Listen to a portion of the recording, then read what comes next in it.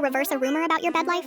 I'd been dating Jasmine for about 6 months when I overheard her talking to her friends at a party about my third leg. They didn't know I was standing right behind them on the balcony. She was going on about how I was different down there and how it was weird for her. Her friends were laughing and making jokes I don't even want to repeat. I felt my face get hot and just left without saying anything. For 3 years before that, I'd never thought about changing anything about myself. I was comfortable with who I was. My previous girlfriends never mentioned anything. But hearing Jasmine talk about me like that to her friends made me feel like maybe I should do something about it. I made an appointment with Dr. Dylan, who specialized in these kinds of procedures. He seemed confident and professional, said it was routine, and that I'd be back to normal in a few weeks. The surgery was scheduled for a Tuesday morning. Everything seemed to go fine. I woke up groggy, but the nurse said it went perfectly. When the bandages came off, though, something was wrong. I couldn't feel anything. Not pain, which was good, but also not anything else. Dr. Dylan kept saying it was just swelling and that sensation would return as I healed. He prescribed some cream and told me to be patient. Weeks turned into months. I saw 3 different specialists. They ran tests with these weird machines that measured nerve responses. Dr. Maxwell at the University Hospital spent 2 hours examining me and looking at my charts. He kept shaking his head and muttering about how this didn't make sense. The nerves appear intact on the scans, he told me. There's no visible damage. By all medical logic, you should have full sensation. They tried everything. Vitamin B supplements for nerve health,